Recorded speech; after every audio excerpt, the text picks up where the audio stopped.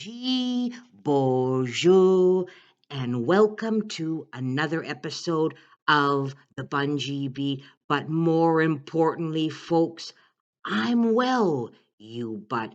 And if you've listened to past episodes of the Bungee Beat, you would know that this is a standard Bungee greeting. And if you haven't guessed it already, folks, you're with your host, Sandra Anthony. And just a clarification, some of you may not realize that I used to write books under Alexandria Anthony, but let's just go back to Sandra Anthony. And you know what? Before we go any further, I want to say thanks to everyone for the support of the very first introduction to Bungee, the Red River Dialect, the introduction, the getting exciting, the talking about Bungee, the Red River Dialect, educational cards. And I can tell you, it has gone farther than my wildest expectations.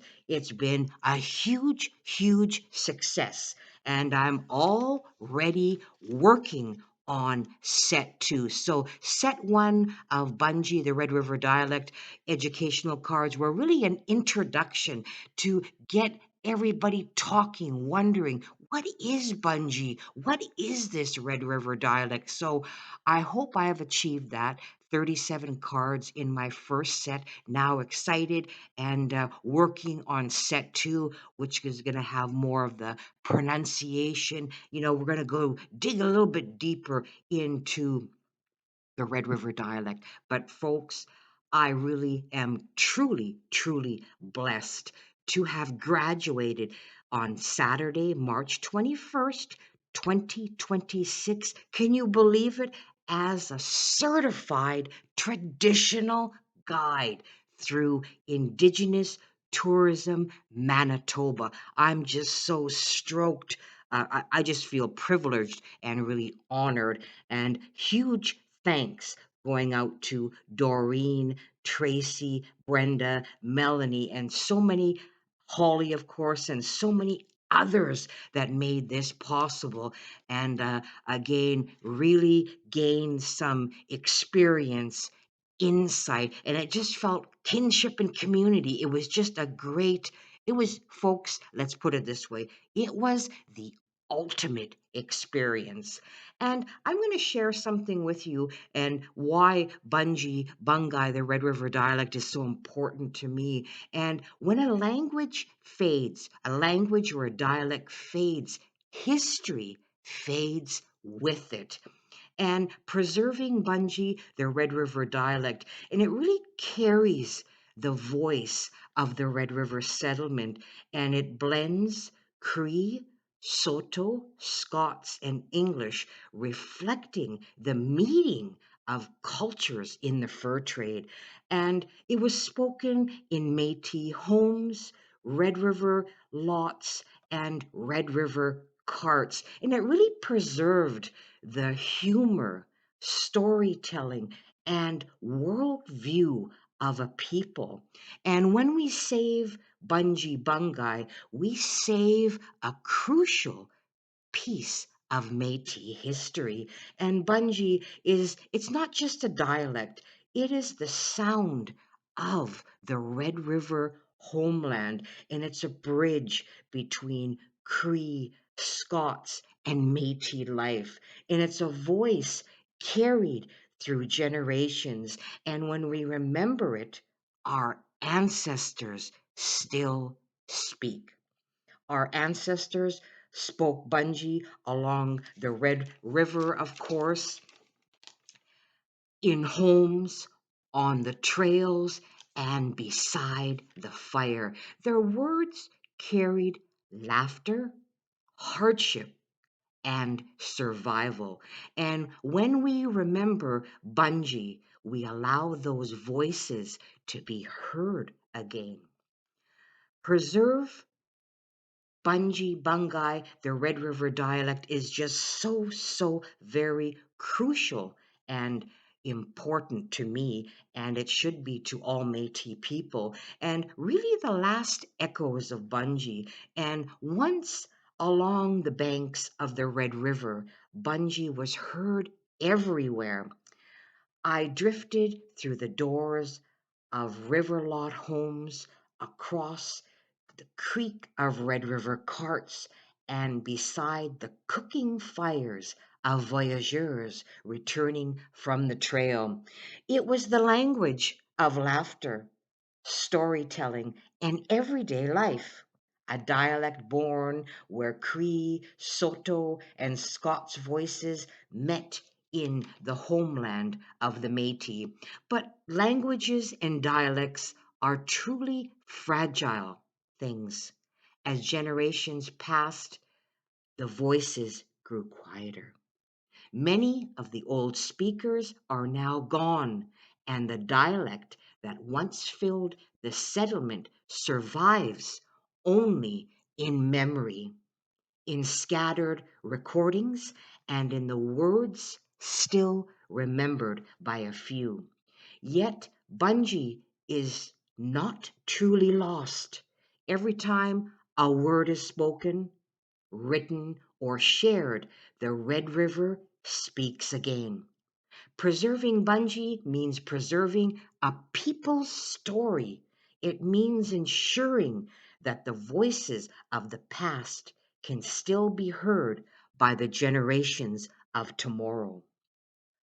Forever, the Red River voice must endure. I'm truly, my friends, on a mission to keep the Red River voice alive.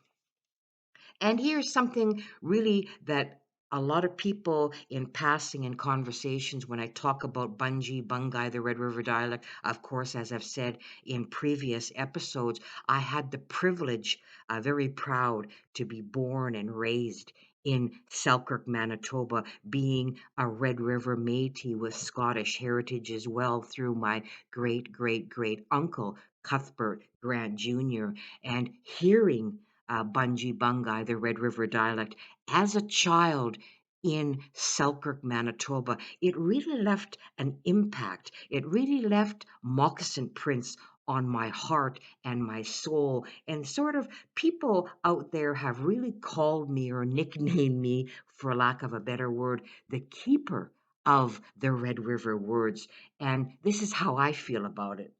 By the slow brown bend of the Red River's flow, where the voyageurs sang long winters ago, I stand with the stories our old ones knew, with ink, with memory, with skies so blue. My sash is tied with the threads of the past, of paddles that dipped and winters that passed. In journals worn soft by the turning of years lie the laughter, the struggle, the song, and the tears. I am Métis of river, of prairie, of trail, of cartwheels that echoed through wind and through gale. A child of the camps where the fires burned bright, where Bungee words danced in the cold northern light.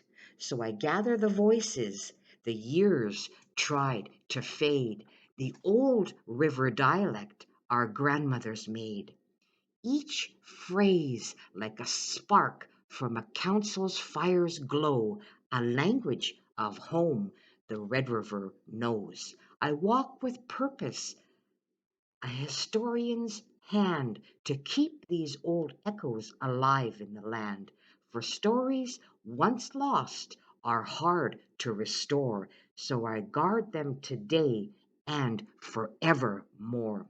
For I am Métis, and proud I will be, a keeper of memory, voice of the free, while rivers still run and prairie winds roam, the Bungee words will always find home. So again, something that is very personal to me as a Red River Métis, hearing Bungee, Bungi, the Red River dialect, very important, very crucial. It's on the cups, the very edge of extinction, and it is my personal passion project to preserve and to educate and get those discussions going about Bungee, Bungi, the Red River dialect, and how important it is. Even like I said, where I grew up in Selkirk, Manitoba, the Forks in Winnipeg, all the way down the Red River, Lower Fort Garry, that whole area would have had Bungee, Bungi speakers. So it's a very important, crucial part of Winnipeg, Manitoba history, and Red River Métis history. So very, very crucial.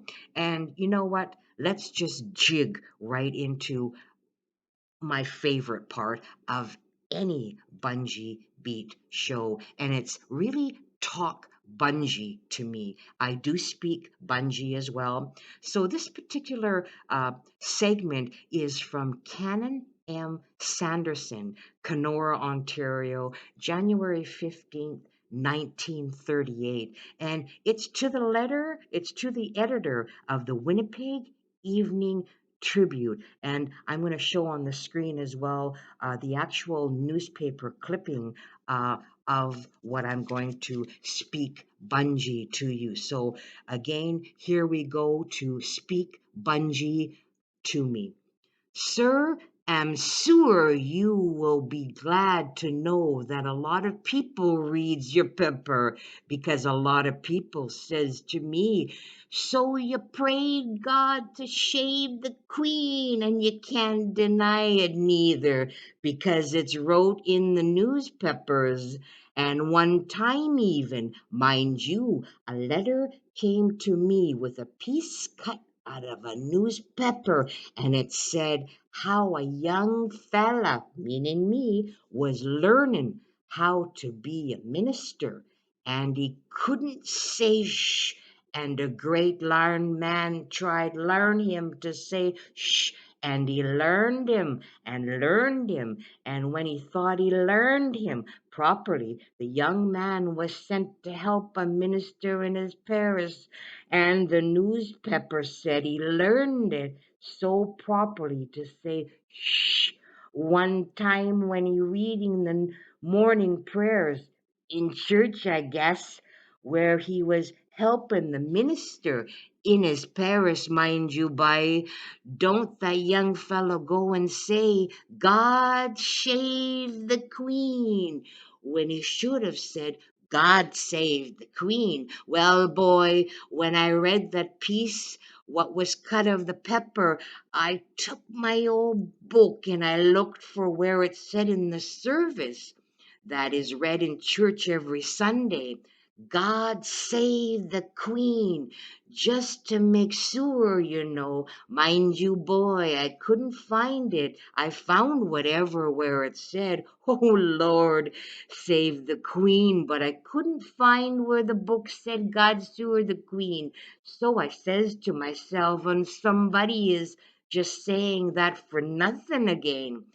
But I think the man what wrote that must have got a story pee me, because when I tried to think on when somebody learned me to say shh, boy, I couldn't mind except when I was a little fella, as every little boy and girl has to learn when they start to go to school. And then again, I tried to mind too when I helped Mr. Anderson in his Paris, and mind you, I couldn't remember that either, and so I says to myself once more, by someone's just trying to be funny again, but I'll write to the man what makes the newspapers and tell him about it. So will you please put this in your pepper, as so people will see it in the same as they saw the other piece. That's all. Thank you, Mr. Editor. And Hoppin', these few lines will find you in the same state of good health as they leave me. So there you have it, folks.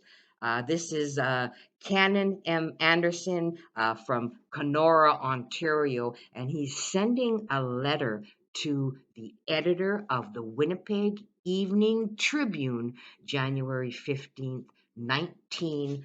38. So you'll see too as well on your screen some of the words that were used in the article, and we'll go through that right now.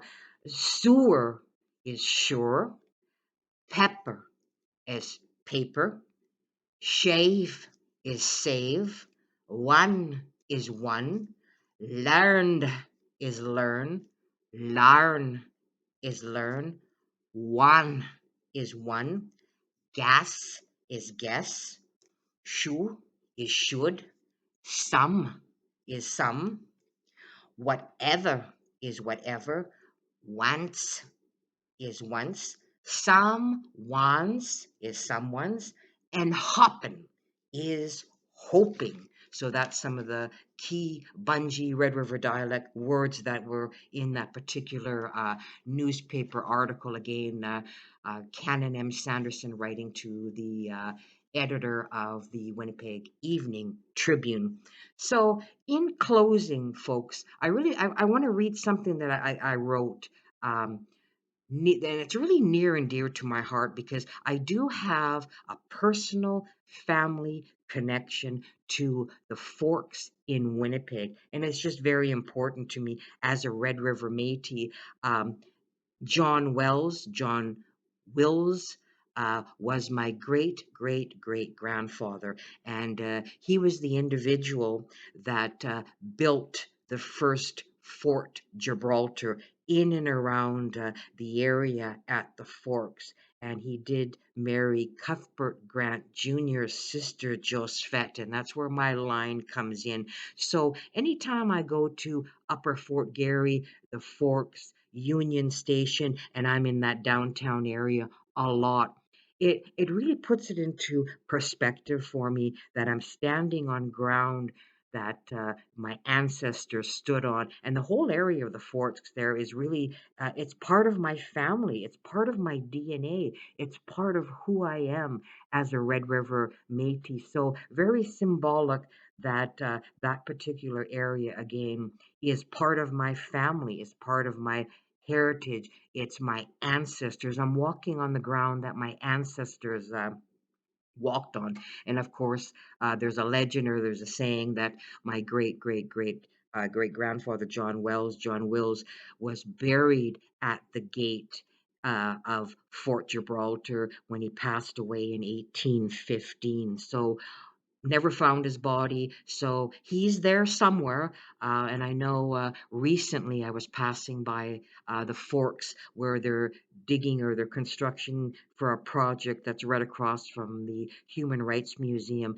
And you can see where they are digging. I'm almost positive it's the parking lot that has gravel. They've breached the fur trade layer where my great grandfather, John Wills, uh, part of Fort Gibraltar is there, folks. So it's really symbolic and it really puts it into perspective. But here's something that I kind of wrote that ties into the Forks, that area, and my great grandfather, John Wills, who built the first Fort Gibraltar. And it's called The Echo of the Red River. Where the two rivers meet, the silt holds my name in the shadow of the fort that my ancestor claimed.